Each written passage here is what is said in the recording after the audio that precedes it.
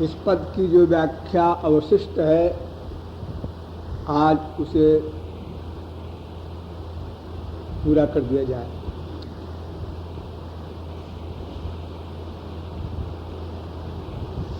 मैंने आप लोगों को बताया था कि यद्यपि तामस धर्म, राजस धर्म और सात्विक धर्म ये 3 धर्म होते हैं माया के अंतर्गत, किंतु लोक वेद में प्रायः 2 ही धर्म प्रमुख माना गया है। एक का नाम सात्विक धर्म, दूसरे का नाम अधर्म। यानी राजस धर्म और तामस धर्म दोनों को अधर्म में ले लिया और सात्विक धर्म को धर्म में ले लिया। ये तीनों ही माइक धर्म है, अर्थात सात्विक धर्म जिसे हम धर्म कहते हैं, कर्म कहते हैं, वह भी माइक है। फिर इसका वेदों में विशद वर्णन क्यों, शास्त्रों में भी विशद वर्णन है। एक शास्त्र बना है हमारे यहाँ मीमांसा दर्शन, उस शास्त्र में केवल धर्म कर्म का ही वर्णन है, पूरा शास्त्र है। अतएव इस विषय पर कुछ गंभीरता से विचार करना चाहिए। सर्वप्रथम हमें ये सोचना है कि वह कौन सी वस्तु है जिसे हम चाहते हैं। आप कहेंगे आनंद। वह कौन सा आनंद है जिसे हम चाहते हैं? आप कहेंगे जिससे बड़ा कुछ न हो, जो अनंत मात्रा का हो, अनंत काल के लिए हो। हम पूछेंगे क्यों? आप कहेंगे स्वभाव है। बिना किसी के सिखाए पढ़ाए ही हम लोग उसी आनंद को चाहते हैं, क्योंकि शेष सब आनंद अनंत बार मिल चुके, किंतु हमारी प्यास शांत नहीं हुई।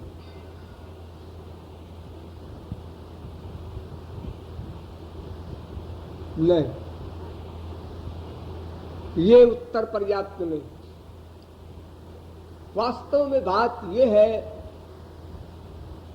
कि हम दिव्य हैं, जीवात्मा दिव्य है, स्पिरिचुअल है, ईश्वर का अंश है।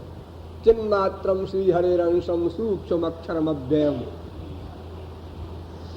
ममैवांशो जीवलोके जीवभूत सनातनः। तो ईश्वर का अंश होने के कारण हम अपने अंशी का ही सुख चाहेंगे और कुछ चाह ही नहीं सकते। ईश्वर का सुख चाहेंगे। हाँ। और तत्व कितने हैं? 3। सीधा सीधा हिसाब है।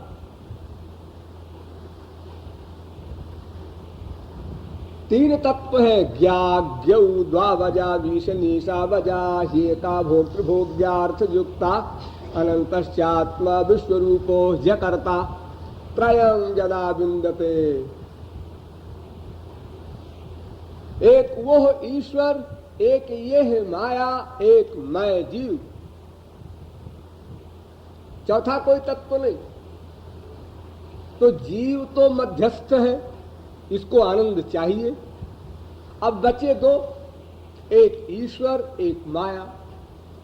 क्योंकि हम ईश्वर के अंश हैं, माया के अंश नहीं, माया से हमारा निर्माण नहीं हुआ, इसलिए माया के पदार्थों से हमारे आत्मा के सुख का कोई प्रश्न ही नहीं पैदा हो। माया प्राकृत, हम दिव्य, अतएव हमारा सब्जेक्ट भी दिव्य होगा, अतएव हमारा सुख भी ईश्वरीय होगा। तो एक तर्क तो ये हुआ कि चूंकि सात्विक धर्म से स्वर्ग ही मिलता है, ना कस्य पृष्ठे त्वसुकृतेन भूत्वेमं लोकं हीनतरं वा विशन्ति प्लवाहेते अदृढ़ा यज्ञ रूपा, वेद कहता है। भगवान ने कहा कि देखो मैंने बता दिया है सब। किसी को स्वर्ग की ही इच्छा हो तो मैंने अपने वेद में स्वर्ग के लिए भी यज्ञादिक साधन बता दिए। किसी को मृत्युलोक ही चाहिए, किसी को नरक का शौक हो, किसी को रिद्धि सिद्धि चाहिए। तो हमारे सनातन धर्म में ऐसा कोई याचक नहीं जो वापस लौट जाए, सबके लिए स्थान है। सांसारिक कामना हो चाहे ईश्वरीय कामना हो, मटेरियल सुख हो चाहे स्पिरिचुअल हैप्पीनेस हो, सब कुछ यहाँ मिल जाएगा इस धर्म के अंतर्गत। अतएव भगवान ने कहा मैंने वेद में सब लिखा है, साथ में उसका फल भी लिखा है। देखो ये वेद मंत्र क्या कह रहा है कि जो स्वर्गादिक लोक के लिए यज्ञादिक करते हैं, यदि विधिवत यज्ञादिक हुए तो स्वर्ग मिलेगा, किंतु दुखोदरका तमोनिष्ठा क्षुद्रानंदा शुचार्पिता, वे स्वर्गादिक लोक भी शोक से परिपूर्ण है, उनके परिणाम में भी दुख, अशांति, अतृप्ति, अपूर्णता है। जैसे यहाँ त्रिगुणात्मिका माया का आधिपत्य है, ऐसे स्वर्गादिक लोकों में भी त्रिगुणात्मिका माया का पूर्ण साम्राज्य है। और जैसे यहाँ हम अनंत काल के कर्म बंधनों से आबद्ध हैं संचित कर्म के कारण, उसी प्रकार स्वर्गादिक लोकों में तो कुछ कर्म हो ही नहीं सकता, अनंत संचित कर्म भी है और कुछ दिन के लिए स्वर्ग मिलता है, उसके बाद क्षीणे पुण्य मर्तलोकम विशंति गीता। तो भगवान कहते हैं मैंने तो स्पष्ट कर दिया कि कर्म धर्म करने का फल स्वर्ग है। अगर आपको स्वर्ग चाहिए तो शौक से कर्म धर्म का पालन कीजिए, नहीं जी हमको तो अपना सुख चाहिए, तो अपने सुख पाने के लिए अथवा माया निवृत्ति के लिए तो फिर हमने प्रत्येक मंत्र में, प्रत्येक पौराणिक श्लोक में एव शब्द का प्रयोग किया है। रसग्वं हेवायम लब्ध्वानंदी भवति, चैलेंज देखो वेद का। भगवान कहते हैं रसग्वं हेवायम, आनंद स्वरूप वही है, वही है, अर्थात वो भी है ऐसा नहीं, वही है, और उसको प्राप्त करके ही फिर एव लगाते हैं, रसग्वम ही एव अयम लब्ध्वा। यह जीवात्मा उसको प्राप्त करके ही आनंदमय हो सकती है। एव शब्द का प्रयोग, अर्थात और कोई मार्ग नहीं। तमेव विदित्वा मृत्युमेति नान्यः पंथा विद्यते जनाय, अन्य कोई मार्ग नहीं, नान्यः पंथा।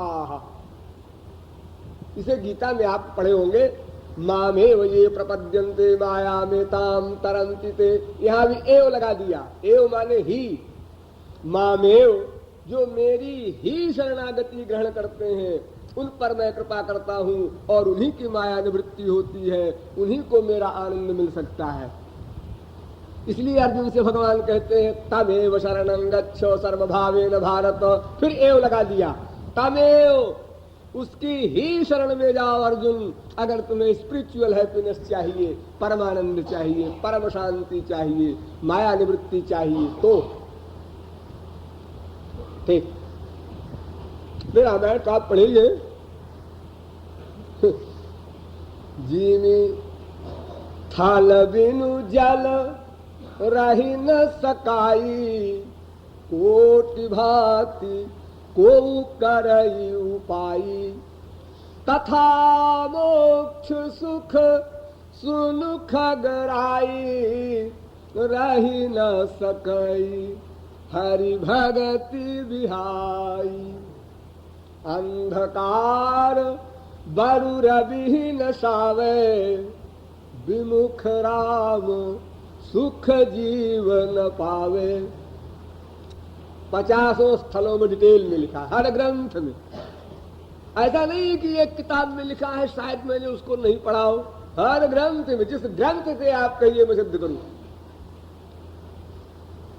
अब इसकी और बारीक मीमांसा समझिए, बात क्या है, ये धर्मों के रहस्य की बात क्या है। देखिए हम दो हैं, हम तो एक का अनुभव करते हैं, दो कैसे हैं? घोर से घोर मूर्ख भी जागृत, स्वप्न, सुषुप्ति, ये तीन अवस्थाओं का आपको अनुभव होता रहता है। चौथी अवस्था का अनुभव आपको नहीं है, तुरीय अवस्था का, वो समाधि में होता है। तो तीन अवस्थाओं में आपका एक्सपीरियंस है कि हम लोग मैं एक मैं का अनुभव करते हैं। मैं, अकेला मैं, सपना देख रहा था मैं अकेला, फिर गहरी नींद में सो गया मैं अकेला, फिर मैं जाग रहा हूं मैं अकेला। सदा अकेले को अनुभव करते हैं आप। कभी दो का अनुभव नहीं हुआ, तीन चार की कौन कहे? हाँ ठीक है, ये भी ठीक है। मेरा आशय कुछ और है। मैं ये कह रहा हूं कि हम लोग दो रूप में पुकारे जाते हैं। एक तो मैं जीवात्मा के रूप में और एक मैं शरीर के रूप में। ये शरीर और शरीरी का संबंध है। देखिए, शरीरी शरीर के बिना नहीं रह सकता और शरीर शरीरी के बिना नहीं रह सकता। बड़ा घनिष्ठ संबंध है इनका। शरीरी माने आत्मा, आत्मा शरीर के बिना नहीं रह सकता, शरीर आत्मा के बिना नहीं रह सकती। हाँ, लेकिन जब लोग मरते हैं तब तो शरीर आत्मा के बिना रहता है। आप तो कहते हैं कि आत्मा के बिना शरीर नहीं रह सकता, शरीर के बिना आत्मा नहीं रह सकती। ये भी बात समझ में नहीं आती। आत्मा के बिना शरीर नहीं रह सकता, ये बात तो भले ही समझ में आ जाए, क्योंकि आत्मा के बिना शरीर जहां आपका आया रहा वो ढह जाता है, सड़ जाता है, समाप्त हो जाता है, 4 दिन भी नहीं टिकता। लेकिन आत्मा में तो कोई विकार नहीं हुआ शरीर को माइनस कर देने से। यानी आत्मा के बिना शरीर नहीं रह सकता, लेकिन शरीर के बिना आत्मा रह सकती है। क्योंकि शरीर से जब आत्मा निकल जाती है तो आत्मा तो नहीं सड़ती, आत्मा में तो कोई विकार नहीं होता। 84 लाख में घूमती जा रही है आत्मा अनादिकाल से, उसमें कोई गड़बड़ नहीं हुई उसके दिव्य तत्व में। लेकिन शरीर तो 4 दिन में ही समाप्त हो जाता है, आप सब लोग देखते हैं। इसलिए ये कहना गलत है जो आप कह रहे हैं कि शरीर के बिना आत्मा नहीं रह सकता। नहीं, ऐसा नहीं, ये सही है, सही है। शरीर के बिना आत्मा नहीं रह सकता है, सही है। हाँ सही है। देखो, ये जब आप लोग मरते हैं, अरे अनंत बार मर चुके हैं, यानी शरीर छोड़ते हैं, तो आप जानते हैं शरीर छोड़ने के पहले आपको शरीर मिल जाता है, तब शरीर छोड़ते हैं। बहुत ध्यान से समझिए, इस शरीर को छोड़ने के पहले आत्मा को दूसरा शरीर मिल जाता है, तब वो इस शरीर को छोड़ता है। आप लोगों ने सांप देखा होगा। सांप अपने ऊपर के चमड़े को छोड़ता है, केचुल कहते हैं उसको। अपने ऊपरी तह के पूरे खोल को वो छोड़ देता है समय समय पर। लेकिन वो कब छोड़ता है? जब नीचे दूसरी तह आ जाती है तब छोड़ता है, वरना तो घाव हो जाएगा अगर उस चमड़े को निकालो तो। नीचे दूसरा चमड़ा आ गया तो ऊपर का चमड़ा छोड़ दिया सांप ने। अरे आप लोग ये समझिए, आपके कोई फोड़ा हो जाता है, कुछ हो जाता है, तो जो चमड़ा आता है नीचे वो आ जाता है, तब ऊपर का अपने आप निकल जाता है। अगर जबरदस्ती आपने निकाला तो फिर आपका घाव हो जाएगा। जब नीचे चमड़ा आ गया तो ऊपर का निकल गया। यानी नीचे चमड़ा आ जाने पर ऊपर के चमड़े को छोड़ता है शरीर। तो जैसे सांप की केचुल जब नीचे की तह में उसके दूसरी चमड़ी आ जाती है तब सांप छोड़ता है, उसी प्रकार आत्मा को जब दूसरा शरीर मिल जाता है उसके बाद शरीर छोड़ता है। आपका एक्सपीरियंस ये नहीं हो सकता है, सूक्ष्म विषय है, लेकिन आप कहेंगे क्यों जी, शरीर मिल जाता है तो शरीर तो प्राकृत होगा, और प्राकृत शरीर तो जब इस शरीर से आत्मा निकलेगी तो दिखाई पड़ना चाहिए, और उसकी लंबाई चौड़ाई मोटाई कुछ तो होगी। जब आत्मा शरीर छोड़ती है तो आत्मा नहीं दिखाई पड़ती किसी को, भाई ठीक है वो दिव्य है, हमारी आंखें प्राकृत, हमारी खोपड़ी प्राकृत, ठीक है मान लिया। लेकिन जब शरीर लेकर आत्मा निकलेगी इस शरीर से, तब तो हमारे दृष्टिकोण में आंख से वो दिखाई पड़ना चाहिए। नहीं, क्यों? वह शरीर भी सूक्ष्म होता है। इस शरीर को छोड़ने के पहले सूक्ष्म शरीर से आत्मा बाहर निकलता है। तो सूक्ष्म शरीर आंख का सब्जेक्ट नहीं, फिर सूक्ष्म शरीर से वो जाता है अनेक लोकों में कर्म फल भोगने, नरक में, स्वर्ग में, जहां कहीं जाए। अगर वो भगवत प्राप्ति कर चुका है तो उसको दिव्य शरीर मिलता है, वो भी सूक्ष्म होता है। और अगर भगवत प्राप्ति नहीं किया, स्वर्ग जाना है तो स्वर्ग संबंधी शरीर मिलेगा, अगर नरक जाना है तो नरक संबंधी शरीर मिलेगा। सारे शरीर सूक्ष्म होते हैं, और उसी सूक्ष्म शरीर को लेकर के मां के पेट में भी जाएगा अगर कहीं जन्म लेना है। इस स्थूल शरीर जो आपके है, इसके साथ आपका एक सूक्ष्म शरीर भी है, एक कारण शरीर भी है। तीन शरीर आप ही के पास हैं, कहीं से उधार नहीं लाना। इसलिए आप ये परेशान न हो इस तर्क में कि भाई वो शरीर फिर दिखाई नहीं पड़ता क्या। हाँ, वो शरीर दिखाई नहीं पड़ता। देखिए तमाम आप लोग देखते हैं प्रेतात्माएं आती हैं, मैस्मरिज्म देखे हो कहीं, भूतात्माओं को बुलाते हैं जो मृतात्माओं को। तमाम हमारे देश में भी, आप बाहर देशों में भी होता है, साधारण सी बातें हैं ये। हम जिस क्लास के हैं उसी क्लास की आत्मा को हम बुला सकते हैं। थर्ड क्लास के लोग माइक जीव और मेज पर हाथ रख करके आत्माओं को बुलाते हैं, और फिर पेन हाथ में लेते हैं, फिर वो लिखती हैं आत्माएं। ये सब आप लोगों ने देखा होगा, कुछ लोगों ने। उसमें जरा गड़बड़ है, ये है कि जो आत्मा आती है वो जिस लेवल का वो जीव है बुलाने वाला, जिस स्पिरिचुअल पावर का, उसी पावर की आत्मा को बुला सकता है। लेकिन जो आत्माएं वो बुलाता है वो माइक गंदी आत्माएं होती हैं, क्योंकि तो स्वयं गंदा है, स्वयं माइक है।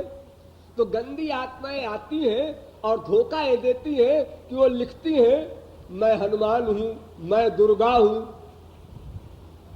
और आप जो बैठे रहते हैं उसके चारों ओर देखने सुनने के लिए, अबे कौन आया है, ये लिख रहे हैं कि मैं हनुमान हूं, जय हो जय हो जय हनुमान जी की। वे मूर्ख व्यक्ति जो पूरी फिलॉसफी नहीं समझता है शास्त्रों वेदों की, वो चक्कर में आ गए।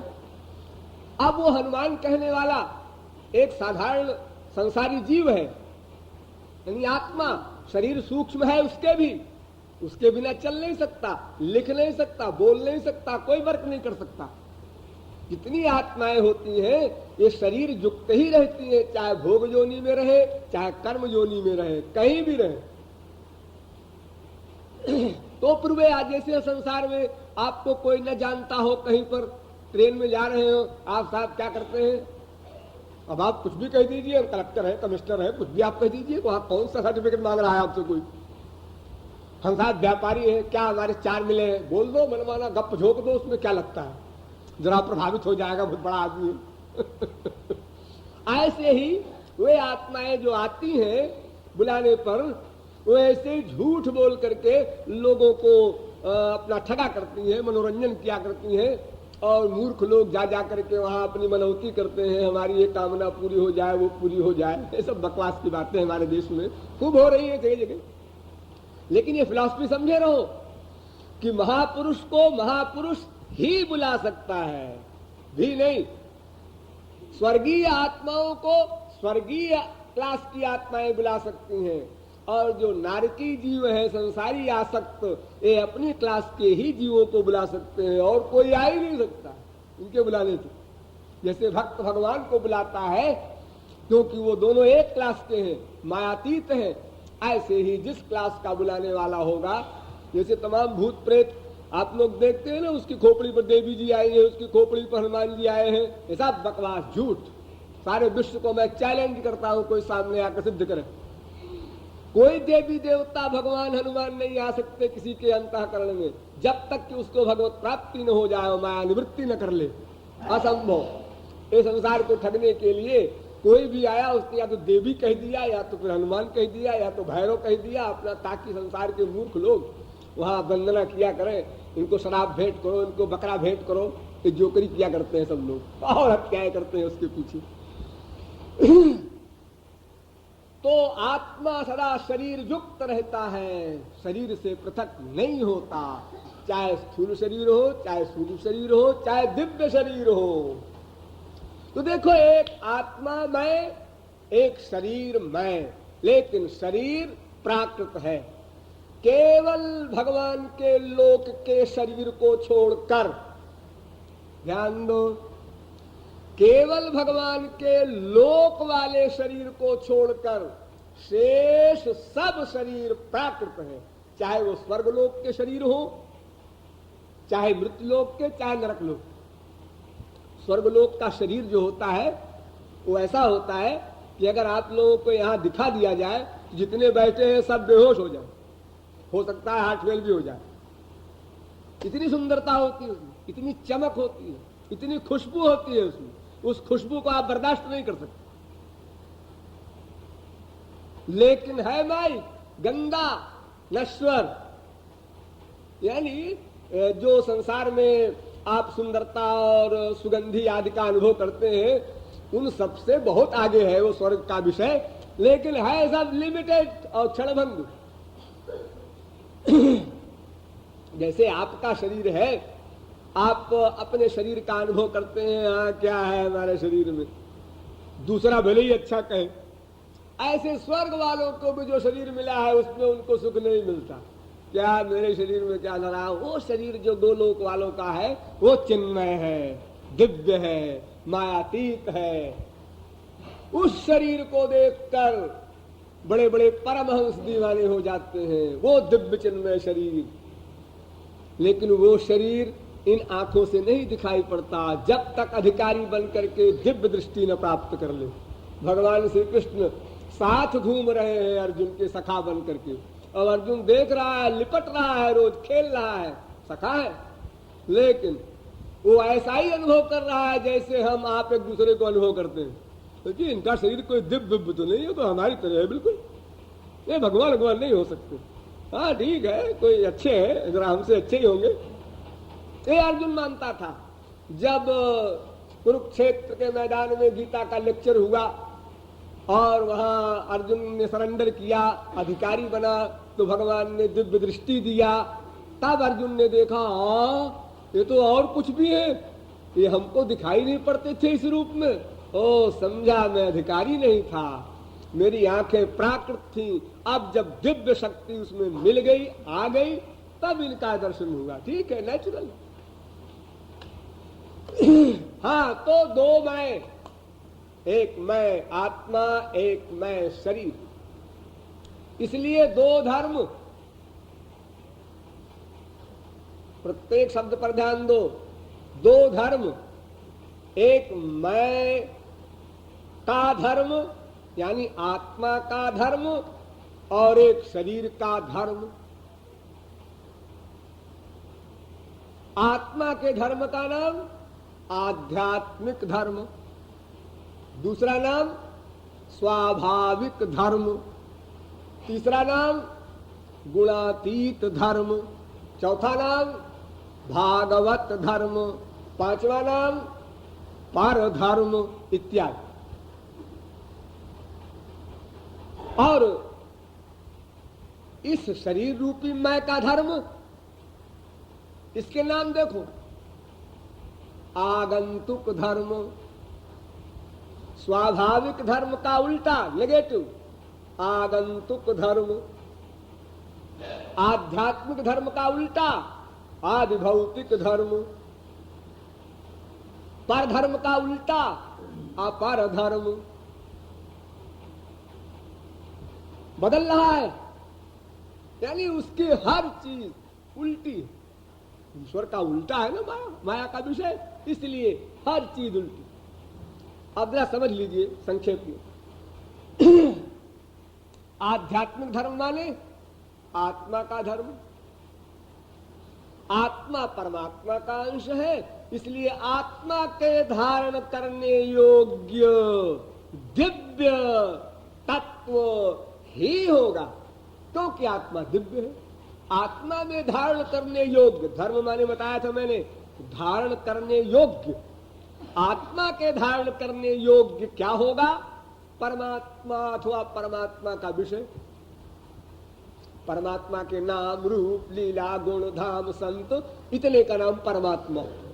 इतने को धारण किया अगर आपने अंतःकरण में, तो आप आध्यात्मिक धर्म के अवलंबी हो गए।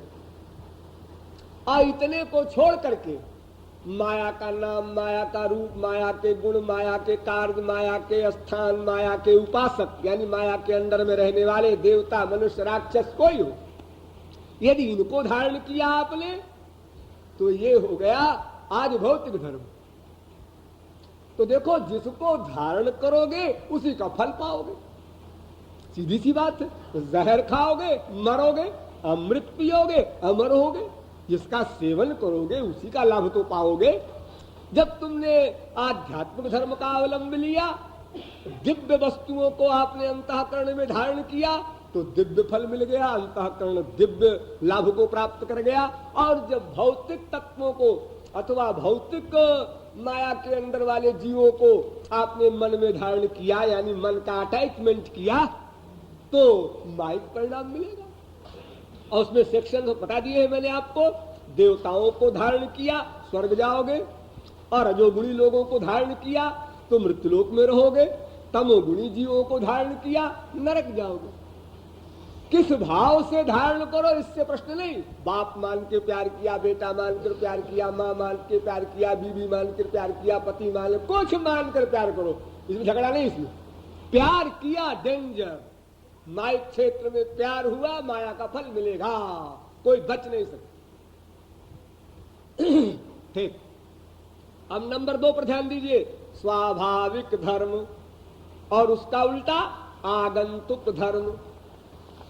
स्वाभाविक धर्म माने नेचुरल, यानी आत्मा, ये ईश्वर का अंश है ना, इसलिए आत्मा का जो नेचुरल धर्म है वो परमात्मा है और अपरिवर्तनीय है। यह धर्म कभी बदलेगा नहीं। यह आध्यात्मिक धर्म यानी स्वाभाविक धर्म है, क्योंकि यह बदलेगा नहीं। लेकिन आगंतुक धर्म जो है ये परिवर्तनशील है, ये भौतिक धर्म, शारीरिक धर्म भी कहते हैं इसी। कैसे? देखो, आध्यात्मिक धर्म का जो उल्टा है शारीरिक धर्म, उसमें क्या बताया जाता है, जिसको सात्विक धर्म कहते हैं आप लोग। 4 आश्रम है, ब्रह्मचर्य, गृहस्थ, वानप्रस्थ, संन्यास। 4 वर्ण हैं, ब्राह्मण, क्षत्रिय, वैश्य, शूद्र। अब देखो, ये 4 आश्रम बदल रहे हैं। 25 वर्ष तक हमारे गुरुजी ने हमको आदेश दिया ब्रह्मचर्य से रहो, किसी स्त्री का फोटो न देखो, खबरदार। शिष्य को ऑर्डर, शिष्य ने पूरा पालन किया। 25 साल के बाद गुरुजी आए, बेटा एक ब्याह कर लो। ब्याह? 25 साल तक तो आपने हमको ये सिखाया कि किसी महिला का फोटो न देखो, अब कहते हैं ब्याह कर लो। हाँ, बदल गया धर्म तेरा। ऐसा कैसा धर्म है गुरुजी को बदल जाता है? हाँ, ये बदलने वाला धर्म है बेटा। ब्याह कर लिया, खाली ब्याह नहीं करना, फिर बच्चा पैदा करना कंपलसरी है। 3 ऋण है तुम्हारे ऊपर, ऋणानि त्रीण्यपाकृत्य मनोमोक्षे निवेशयेत् मनुस्मृति। देव ऋण, ऋषि ऋण, पितृ ऋण। इसमें पितृ ऋण जो है वो संतान पैदा करना कंपलसरी बेटा। लो, और बीमारी लगा दिया हमारे पीछे, अब बच्चे कच्चे भी हुए। ठीक, अब 25 साल और चले उस चक्कर में गृहस्थ के, अब बच्चे हुए, बच्चे के बच्चे हुए, 25 साल में तो अब नाटक होगा, लंबी फैमिली हो जाती है। अरे 25 साल में 50 हो सकते हैं, जुड़वा तमाम तरह से होते हैं, 2-2, 3-3, 4-4, और कई ब्याह कर ले तो बहुत सारे हो जाए। तो अब 25 साल में इतना लंबा परिवार हो गया और अब उसमें संभले रहो, अटैचमेंट न होने पाए, कोई बेटा मरे तो हंसते रहो। वाह अच्छी मुसीबत है, एक तरफ तो मुसीबत मोल ले और उसके बाद उसकी कोई हानि हो तो रो भी मत, परेशान भी न हो। हाँ बेटा चलो, जो गुरुजी की आज्ञा हो तो मानने पड़ेगा, वेद की आज्ञा है, आश्रम धर्म। 50 साल बाद फिर गुरुजी आए, कहो बेटा क्या हाल है? गुरुजी ये सब देखिए रेचकारी तमाम सारी हो गई। अच्छा देखो सुनो, अब ऐसा करो, फिर बदल गया धर्म, जितने बच्चे कच्चे हैं ना ये सब छोड़ दो, छोड़ दो। अरे ये सब बच्चे हमारे बिना कैसे रहेंगे? अरे रहे ना रहे, रोए गाए मरे तुम छोड़ो, ये तुम्हारे बच्चे नहीं है बेवकूफ, ये तो जीवात्माएं हैं, अपना अपने कर्म के अनुसार आई है, अपना रहेंगी जब तक रहना है प्रारब्ध के अनुसार। तुम इसके चक्कर में न पड़ो, बड़े लाड बन गए तुम कि मैं इनका बाप हूं। चलो मियां बीबी दोनों फिर चलो, वानप्रस्थ आ गया और जंगल में जाकर के अब साधना करो। फिर बदल गया धर्म। 75 साल में फिर आए गुरुजी, लो बेटा क्या हाल है? ठीक है गुरुजी। ये कौन है? मेरी बीबी है महाराज। आप भूल गए क्या? बीबी भी कुछ नहीं होती, जीवात्मा कहीं बीबी होती है बेवकूफ? जीवात्मा की बीबी जीवात्मा, वाह अच्छा बना लिया बीबी। जीवात्मा कोई बीबी नहीं, दोनों हो जाओ अबाउट टर्न, तुम सन्यासिनी तुम सन्यासी। चलो अकेले अकेले, अकेले तुम आए थे फिर वहीं अकेले चलना है। ब्रह्मचर्य में तुम अकेले रहे, संन्यास में फिर अकेले। देखो इतना परिवर्तन हो रहा है, 4-4 परिवर्तन एक लाइफ में। ये परिवर्तनशील धर्म है शारीरिक धर्म, लेकिन चालाकी किया इसमें ऋषियों ने। क्या? इस परिवर्तनशील शारीरिक धर्म में आध्यात्मिक धर्म का प्लस कर दिया, ईश्वरीय धर्म मिला दिया। ये चालाकी किया, वरना तो सब स्वर्ग नरक मृत्युलोक में सड़ते रहते। देखो ब्रह्मचर्य आश्रम में पढ़े लिखे लोग जानते होंगे, संध्या करते हैं लोग, प्रातः संध्या, मध्याह्न संध्या, सायं संध्या, 3-3 संध्या होती है। तो संध्या में अनेक बातें हैं, लेकिन उसमें पहला मंत्र जो है, पानी हाथ में लेकर के और शरीर पर अपने छोड़ता है और एक मंत्र बोलता है, अपवित्र पवित्रो वा सर्वावस्थांगतोपि वा यस्मरेत् पुंडरीकाक्षं सबाह्याभ्यंतर शुचि। यानी पानी फेंक रहा है और मंत्र को बोल रहा है, लेकिन मंत्र का मतलब क्या है और मंत्र के मतलब के अनुसार प्रैक्टिकल कुछ सोचा क्या? मैं समझता हूं शायद इंडिया में किसी ने सोचा हो अब तक, और जबकि लाखों क्या करोड़ों संध्या करते हैं हमारे देश में। और मंत्र का मतलब क्या है? आए मनुष्य कान खोलकर सुन, तू चाहे पवित्र हो चाहे अपवित्र हो, तू किसी भी अवस्था में रह, मैखाने में रह, पाखाने में रह, जैसे गंदी अवस्था में रह, कहीं भी रह, कोई गंदी नाम की चीज नहीं। अगर तू श्री कृष्ण का स्मरण कर ले, देखिए मंत्र क्या कहता है, यस्मरेत् पुंडरीकाक्षं। अगर तू श्री कृष्ण का स्मरण कर ले तो सबाह्याभ्यंतर शुचि, तो बाहर और भीतर दोनों की शुद्धि हो गई। अब जरूरत नहीं कि तू नहाए धोए दुनिया भर का नाटक करे और तमाम प्रपंच करे, कोई आवश्यकता नहीं। श्री कृष्ण का स्मरण करो, बाहर भी शुद्ध भीतर भी शुद्ध, डबल शुद्ध। देखिए ये ईश्वर को लाकर डाल दिया ब्रह्मचर्य में ही, आध्यात्मिक धर्म को। श्री कृष्ण का स्मरण करो, गृहस्थ में गए वहां भी श्री कृष्ण का स्मरण करो, यहां ड्यूटी करो, अटैचमेंट न होने पाए। वानप्रस्थ में दोनों को फिर सिखाया, श्री कृष्ण की उपासना करो। एक दूसरे की हल्की फुल्की हेल्प लिया करो, और सन्यास में एकदम एकमात्र श्री कृष्ण की ही उपासना करो। ये आध्यात्मिक धर्म पर जाकर उपसंहार हुआ। तो देखो, परिवर्तनशील धर्म है आगंतुक धर्म, इसी को अपर धर्म भी कहते हैं। इसलिए भगवान ने भागवत में कहा, सवै पुंसाम परो धर्मो यतो भक्तिरधोक्षजे। भगवान में हमारा प्रेम हो, श्री कृष्ण में भक्ति हो, यह पर धर्म है। और श्री कृष्ण के अलावा माया के अंडर में रहने वाले, वो देवता हो, चाहे मानव हो, चाहे दानव हो, कहीं भी मन का अटैचमेंट हुआ तो वो अपर धर्म है, उसका परिणाम माइक हो। सीधी सीधी बात। शरीर माया का बना है, इसलिए शरीर में धारण करने योग्य माइक पदार्थ होता है, और जैसा पदार्थ धारण करोगे वैसा ही फल मिलेगा। देखो, आप लोग खाना खाते शरीर के लिए, आपने जैसा खाना खाया शरीर वैसे ही बनेगा। गड़बड़ सड़बड़ खाया तो रोएंगे, बीमार होंगे, मरेंगे। ठीक ठीक खाया स्वस्थ रहेंगे। जैसे शरीर को मटेरियल सामान की आवश्यकता होती है, और जो सामान आप शरीर में डालते हैं वो अपने हिसाब से वो सामान अपना गुण देता है, वैसे ही इस अंतःकरण में यदि स्पिरिचुअल मैटर, ईश्वरीय पावर की चीजें आप डालेंगे तो ईश्वरीय लाभ मिलेगा। यदि माया के अंडर वालों को आप डालेंगे तो माया का फल मिलेगा। सीधा सीधा गणित।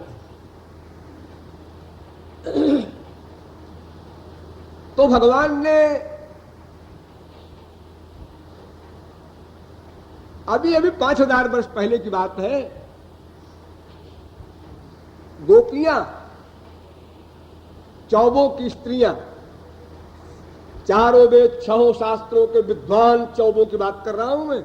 आजकल के चौबे नहीं जो 2 किलो रबड़ी खा जाए केवल, बस। 4 वेद 6 शास्त्र के प्रकांड विद्वान प्लस प्रैक्टिकल धर्मात्मा, ऐसे चौबे भागवत में उनका वर्णन है। वे लोग यज्ञ कर रहे थे तो यज्ञ पत्नियों ने ठाकुर जी को जाकर पहले खाना खिला दिया, और यज्ञ पुरुषों ने, माने चौबों के पास जब गए तो उन्होंने कहा बिना यज्ञ समाप्त हुए किसी को नहीं मिलेगा, वहीर का छोकरा उसको देंगे खाने के लिए। और जब तत्व ज्ञान हुआ चौबों को, तब उन्होंने माना धिक जन्मनस्त विद्यां धिक व्रतम धिक बहुज्ञतां धिक कुलम धिक क्रियादाक्ष्यं विमुखाये त्वधोक्षजे। एक जन्म, ब्राह्मण कुल में हमारा जन्म हुआ, धिक्कार है। धिक जन्म नस्त्रिवृत विद्या, मैंने वेदत्रयी संपूर्ण वेदों का अध्ययन किया, और अध्ययन ही नहीं किया, गंभीर मनन किया, मनन ही नहीं किया, ध्यासन किया, प्रैक्टिकल पालन किया, उसको भी धिक्कार। धिक व्रतम, बड़े बड़े व्रत किए, एकादशी और पूर्णिमा नहीं, लंबे लंबे व्रत कई महीने के। धिक बहुज्ञताम, और कितने भाष्य पढ़े, कितना ज्ञान अर्जन किया। और धिक क्रियादाक्ष्यम, और बड़े बड़े कर्मों का पालन किया, जितने भी कर्म धर्म निरूपित है वेदों में। लेकिन हमने इतना नहीं समझा कि सारे धर्मों का जो आधार है वो तो श्री कृष्ण है, उसको नहीं धारण किया, शेष सब धारण किया। अगर इतनी सी अकल कोई दे देता कि यथा तरोर मूल निषेचनेन तृप्यन्ति तत्स्कंध भुजोपशाखा प्राणोपहाराच्च यथेन्द्रियाणां तथैव सर्वार्हणमच्युतेज्या। जैसे कोई पेड़ की जड़ में, मूल में पानी डाल देता है और बस आराम से अपने घर में आके सोता है माली। क्यों? जड़ में पानी छोड़ा, उसको इतने मोटे तने और उसकी छोटी डालियां, शाखा उपशाखा, पात्र, पुष्प, फल, इनमें जल डालने की चिंता नहीं हुई। ना ना, माली जानता है कि यदि जड़ में पानी डाल दिया जाए तो फिर शाखा उपशाखा, पत्र, पुष्प, जल में फल में स्वयं में जल पहुंच जाएगा, उसके लिए प्रयत्न नहीं करना। अर्थात यदि श्री कृष्ण की उपासना कर ली तो ये नार्चितो हरिस्तेन तर्पितानि जगन्त्यपि रज्यन्ते जन्तवस्तत्र स्थावरा जंगमा अपि। इसने श्री कृष्ण को प्रसन्न कर लिया, उसने अनंत कोटि ब्रह्मांड को प्रसन्न कर लिया, कोई जीव उसके खिलाफ उंगली नहीं उठा सकता, कोई हस्ती नहीं, कोई शक्ति नहीं। और अगर कोई गड़बड़ करे तो छोटी मोटी हस्ती नहीं, दुर्वासा शरीर की हस्ती को भी सबक दे दिया जाए। दुर्वासा शरीर के ब्रह्मर्षि भी अम्बरीश के खिलाफ उंगली उठाए और भगवान ने कहा, अरे कहां जा रहे हो दुर्वासा, मैं त्रैलोक्य में मेरी गति अबाध गति ऐसा ब्रह्मर्षि हूं। हाँ हो तो, लेकिन आध्यात्मिक धर्म वाले के चक्कर लेने जा रहे हो, जरा होशियार हो जाओ, मैं लूंगा। ले लिया टक्कर अम्बरीश से, भगवान ने चक्र छोड़ दिया, उनके पीछे भागे घूमे त्रैलोक्य, कहीं किसी ने शरण नहीं दी। बड़े बड़ी पावर वाले लोग थे। आप कौन? दुर्भाषा? क्या बात, चक्र हो, चक्र है तो सेंट्रल गवर्नमेंट का मामला है, हम नहीं पढ़ते इसमें। किसी ने नहीं कहा जरा बैठिए साहब, ए चक्र महोदय जरा हट जाओ। अरे कौन अपनी शामत किसकी आई है जो मुसीबत मोल ले। वही अम्बरीश के पास जाकर दुर्वासा को नतमस्तक होना पड़ा और क्षमा याचना करनी पड़ी। तब आध्यात्मिक धर्म ने क्षमा किया इतने बड़े ब्रह्मर्षि को। दुर्वासा अंतिम अथॉरिटी है ब्रह्मर्षियों की। तो अब आप समझ गए होंगे कि आध्यात्मिक धर्मों के पालन करने में शारीरिक धर्म अपने आप मान लिया जाता है कि उसने पालन कर लिया। भगवान ने गोपियों के बारे में कहा था, आज्ञायैवं गुणान् दोषान् मया दिष्टानपि स्वकान् धर्मान् संत्यज्य यः सर्वान् मां भजेत् स च सत्तमः। यहां तक कह डाला कि न पारयेऽहं निरवद्य संयुजा स्वसाधु कृत्यं विबुधायुषापि वः या मां भजन् दुर्जरगेह श्रृंखला संदृश्य तद्वः प्रतियातु साधुना। क्या सुनो आश्चर्य की बात। श्री कृष्ण कह रहे हैं, गोपियों मैं तुम्हारे ऋण से देवताओं की उम्र में भी ऋण नहीं हो सकता। 47,20,000 वर्ष का 4,71 बार 4 बीत जाए तो एक मनवंतर, 14 मनवंतर बीत जाए तो ब्रह्मा का एक दिन, उतनी बड़ी ब्रह्मा की रात, उसको कहते हैं कल्प। उस दिन रात के हिसाब से ब्रह्मा की उम्र 100 वर्ष। इतना लंबा टाइम, वो उम्र भी अगर हमको मिल जाए तो भी हम तुम्हारे ऋण से ऋण नहीं हो सकते। क्या एहसान किया है तुम्हारे ऊपर, मैंने क्या दिया है? समर्थ की सेवा असमर्थ करेगा, और फिर क्या सेवा की उसको आवश्यकता है? नित्य आनंदमय, नित्य ज्ञानमय, सर्वद्रष्टा, सर्वनियंता, सर्वसाक्षी, सर्वसुहृत, सर्वेश्वर, सर्वशक्तिमान भगवान, उसे क्या चाहिए? और फिर चाहिए भी तो उसके लेवल का दूसरा है कौन जो देगा? अरे आप लोग चाय पीते हैं, अगर चाय में कोई डाल दे गुड़, यो कर देंगे। ये जब कोई जहर नहीं है गुड़, वो गुड़ से ही चीनी बनी है, बल्कि गुड़ में अधिक गुण है। चाय तो पॉइजन है, व्हाइट पॉइजन, लेकिन फिर भी आप गुड़ को इतना बुरा समझते हैं, मुंह बिचका देंगे। ये हमारी इंसल्ट, गुड़ की चाय पीने को मिली, राम राम राम, डायरेक्ट इंसल्ट हो गई। और जहां इतना बड़ा अंतर हो, कहां परमात्मा कहां जीवात्मा, वो सर्वज्ञ ये अल्पज्ञ, वो सर्वशक्तिमान ये अशक्त। तो फिर ये जीवात्मा का एहसान भगवान माने और ऐसा कहे क्यों? तो भगवान ने कहा कारण है, वो भी सुन लो। यामा भजन दुर्जर गेह श्रृंखला, तुम लोगों ने मेरे लिए शारीरिक धर्म का परित्याग किया। ध्यान दो, शारीरिक धर्म का परित्याग माने पतिव्रत धर्म तुम्हारा था, उसका परित्याग किया। अब हम श्याम सुंदर को अपना शरीर भी अर्पित करते हैं, मन भी अर्पित करते हैं, आत्मा भी अर्पित करते हैं, लेकिन नरक मिलेगा, हम पतिव्रता है, नरक मिले नरक भोगेंगे, लेकिन श्याम सुंदर साथ रहे, क्योंकि श्याम सुंदर से प्यार करेंगे तो श्याम सुंदर तो साथ रहेंगे, वो तो मिलेंगे। अगर नरक भी मिला तो अनंत कोटि वैकुंठ के बराबर होगा, क्योंकि सनकादिक परमहंस यही वरदान मांगते हैं भगवान से, तस्यारविंद नयनस्य पदारविंद किंजल्क मिश्र तुलसी मकरंद वायु अंतर्गतः स्वविवरेण चकार तेषां संक्षोभमक्षरजुषां अपि चित्ततन्मो कामं भवः स्ववृजिनैर्निरयेषु न स्यात्। हमको निरय में, नरक में निवास दे दो महाराज, लेकिन शर्त ये है, कामं भवः स्ववृजिनैर्निरयेषु न स्यात् चेतो निवत् यदि नुते पदयो रमे, तो मेरा मन भ्रमर बनकर आपके चरण कमलों में अनुरक्त रहे, ऐसा नरक भी अनंत कोटि वैकुंठ के बराबर है। तो गोपियां कहती हैं श्याम सुंदर से प्यार कर रहे हैं, वे प्रियतम रूप में हमेशा मिलेंगे बस, और नरक मिलेगा, नरक मिलेगा, नरक क्या नुकसान करेगा अपने को नरक परक की परवाह नहीं, श्याम सुंदर मिलना चाहिए। जिनके दर्शन से अनंत कोटि ब्रह्मानंद फीका हो जाता है, तो नरक क्या करेगा, उनके दर्शन करते रहेंगे वो।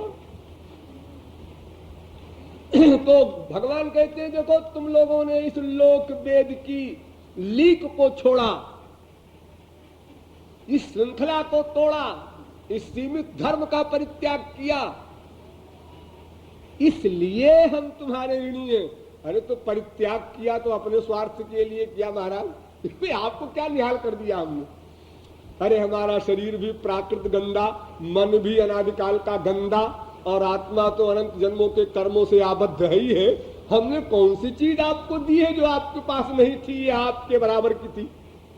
वो तो ठीक है, तुम्हारे पास जो कुछ था दे दिया, हम इसी में खुश हो गए बस। हमारे काम की चीज नहीं है कोई, है मैं ठीक कह रही हूं तुम, लेकिन तुमने देने की इतनी हिम्मत की, इतना त्याग किया, हम इसी का एहसान मानते।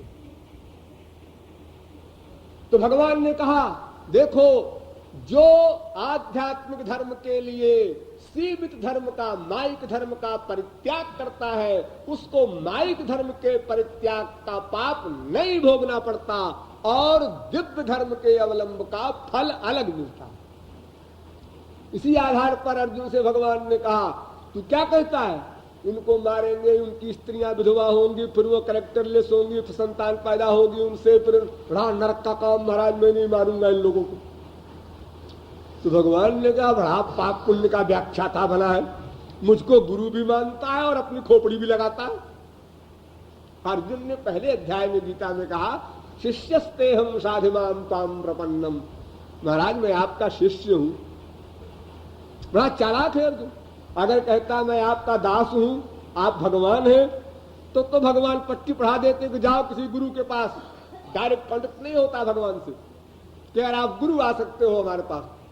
लेकिन अर्जुन बड़ा होशियार, उसने कहा भगवान नहीं मानते आपको, हम तो गुरु मानते।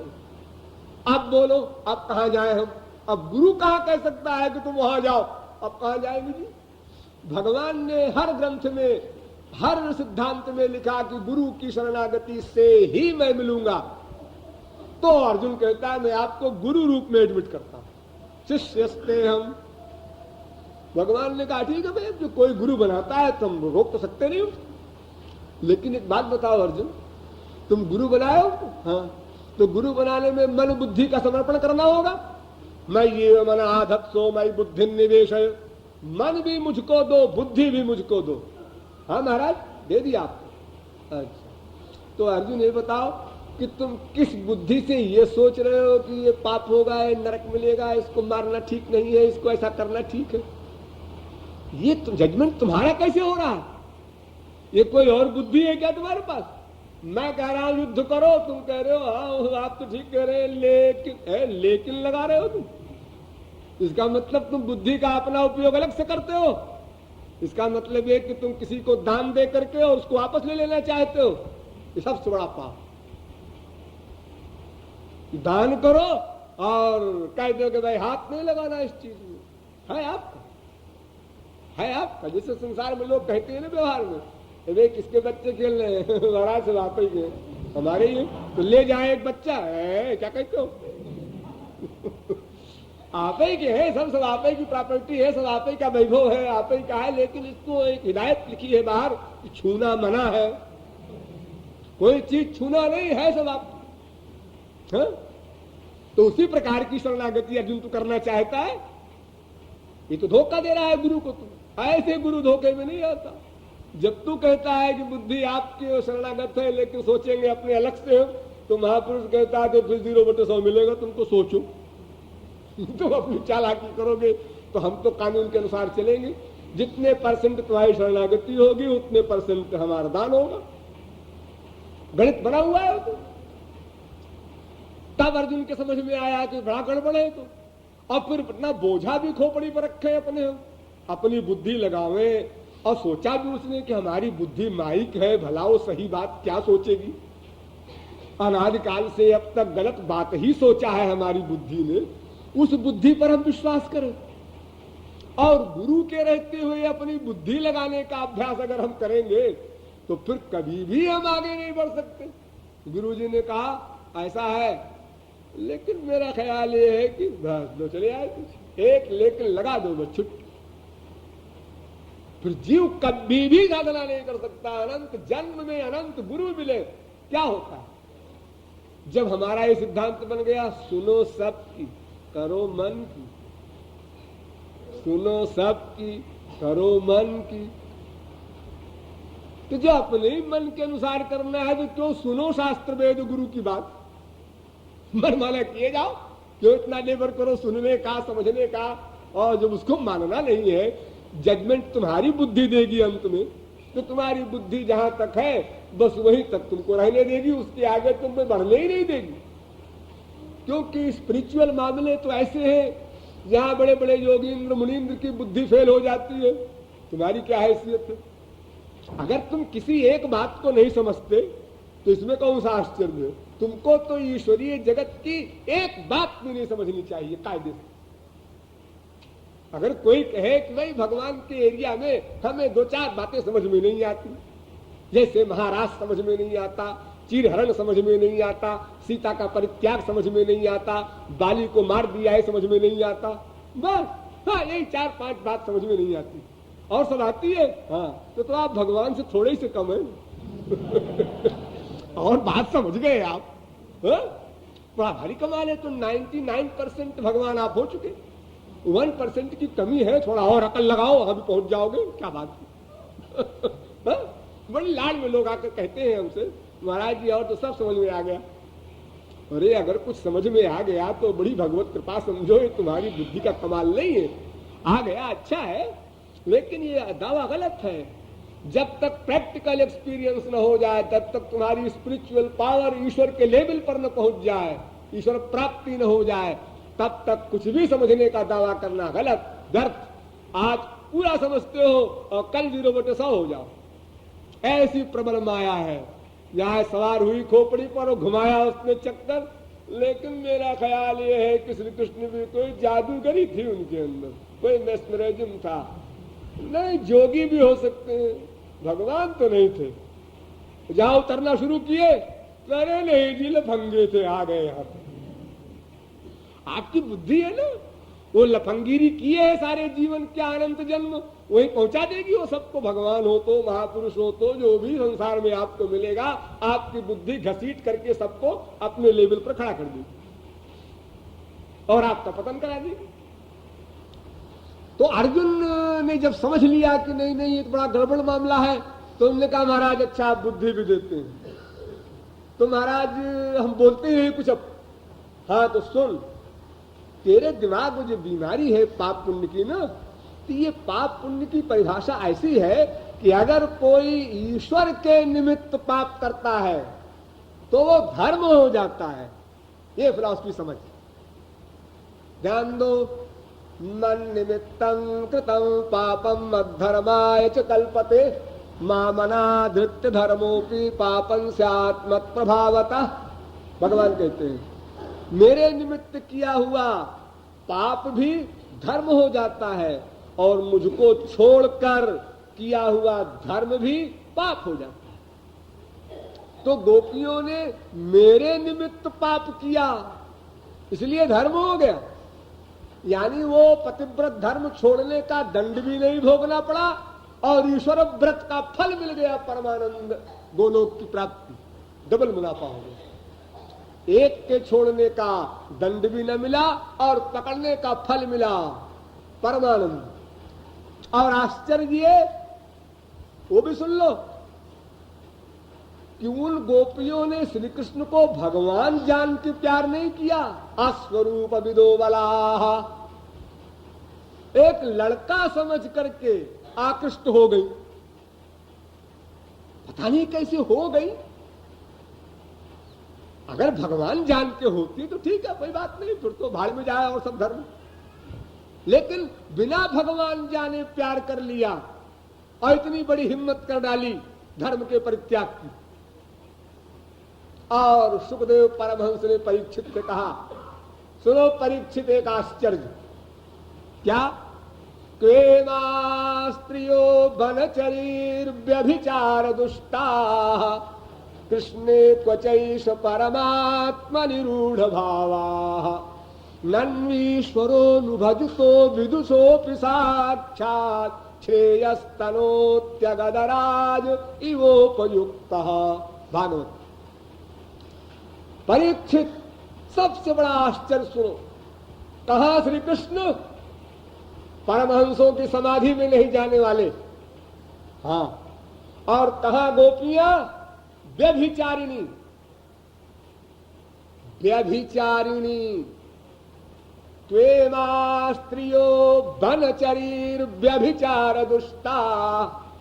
व्यभिचारिणी कहा सुखदेव परमहंस ने, हाँ तो और क्या, पति घर में है दूसरे को पति बनावे, और क्या व्यभिचार हुआ? कन्या है ब्याह नहीं हुआ दूसरे को पति बनावे तो क्या हुआ है? व्यभिचारिणी हुई गोपियां, हाँ हुई। फिर उनको क्या मिलना चाहिए? नरक। मिला क्या? गोलोक। क्यों? श्री कृष्ण भगवान थे तो जानती तो नहीं थी कि ये भगवान है। जानने से क्या होता है? नन्वीश्वरो। देखो कोई व्यक्ति दवा खाता है, दवा आप सब लोग खाते हैं, आप लोगों में से भला कोई कह सकता है कि मैं दवाइयों को जानता हूं कैसे बनी है? अरे पेटेंट दवा है, किसी ने रिसर्च करके बनाया है, कैसे बनाया है, क्या फिर कितने का अंगूठा छाप हमारे देश में है 70%, वो बेचारे दवा का नाम भी नहीं पढ़ सकते।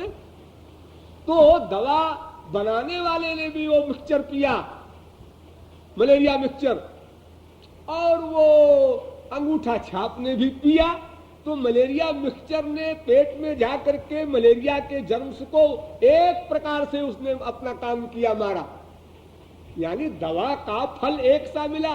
दवा को जानकर पियो चाहे अनजाने में पियो। किसी ने जहर पिया जान करके मुझे मरना है, ठीक है तुम भी मरोगे, और किसी ने अनजाने में पी लिया, शीशी रखी थी पॉइजन की, समझा उसने कि ये मिश्री है चीनी है, डाल लिया अपना चाय में, ठाठ से पी लिया, मर गया। या किसी ने जहर पिला दिया किसी को अनजाने में, तब भी पी लिया, मर गया।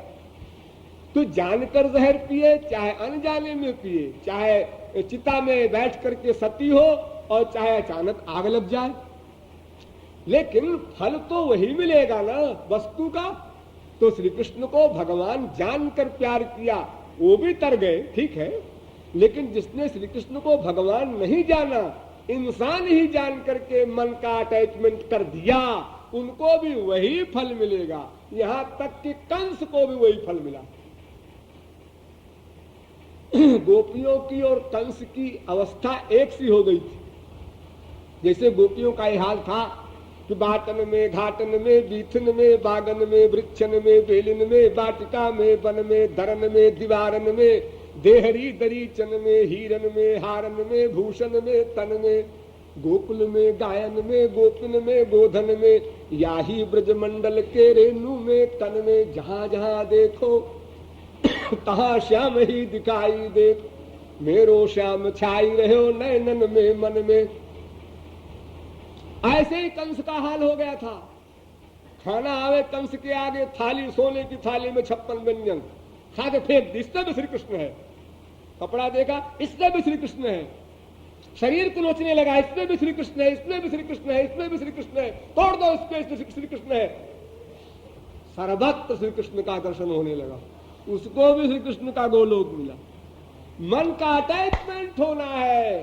कामम क्रोधम भयम स्नेहम ऐक्यम सौहृदमेव च नित्यम हरौ विदधतो जानति तन्मयताम हिते। काम से, क्रोध से, लोभ से, मोह से, स्नेह से, प्यार से, जैसे कैसे भी मन का अटैचमेंट हो जाए, ये न केन प्रकारेण मनः कृष्णे निवेशयेत्, बस उसको श्री कृष्ण का फल मिल जाए। तो इस प्रकार आध्यात्मिक धर्म में आदि भौतिक धर्म का लय हो जाता है। यानी आत्मा के धर्म के अनुयायी के लिए शारीरिक धर्म के त्याग का दंड नहीं भोगना पड़ता, बल्कि यूं कह दीजिए कि आध्यात्मिक धर्म की शरणागत हो जाने पर उसके लिए भौतिक धर्म का पालन करना कंपलसरी रह ही नहीं जाता। वो बात खत्म हो गई। ये तब तक है जब तक वह तत्व नहीं जाना। जब उसको जान लिया, इसको छोड़ दिया। जैसे लड़कियां, छोटी छोटी लड़कियां एक गुड्डे गुड्डे का खेल खेलती हैं, जब तक काम दोष से अपरिचित रहती हैं, छोटी सी उम्र में। एक गुड़िया है, गुड्डा है, इसका ब्याह करो, बारात ले जाओ, कोई छू ले तो हल्ला मचाएंगी। लेकिन जब बड़ी हो गई और ब्याह हो गया और कोई कहे भाई तू गुड्डी गुड्डिया तुम्हारा कहाँ है, खेलो ना। अब तो असली गुड्डी गुड्डा से खेलते हैं, अब कहाँ उससे खेलेंगे। अब तो हमारा ब्याह हो गया, हमारा गुड्डा हो गया, हम गुड्डी हो गए। ये भी नकली गुड्डा गुड्डी है। जब श्याम सुंदर से प्यार करोगे तो असली गुड्डा वहां है। जैसे ये कपड़े वाली गुड्डी गुड्डिया नकली तुमको अब मालूम पड़ने लगी, आंख खुली, ऐसे जब असली आंख खुलेगी तो ये भी गुड्डी गुड्डा तुम्हें नकली ही लगेगा। ये फिजिकल संबंध है, शारीरिक धर्म है, भौतिक धर्म है, त्रिगुणात्मक धर्म है, अपर धर्म है। इसलिए ईश्वरीय धर्म में माइक धर्म का लय हो जाता है। ईश्वरीय धर्मावलंबी के लिए माइक धर्म का पालन आवश्यक नहीं रह जाता। इसलिए यह डरना गलत है कि सात्विक धर्म का त्याग करेंगे तो कहीं गड़बड़ न हो जाए। लेकिन धर्म की सूक्ष्म मीमांसा अभी भी अवशिष्ट है। इसलिए इस पद की व्याख्या फिर आगे करनी होगी। बोलिए वृंदावन बिहारी लाल की।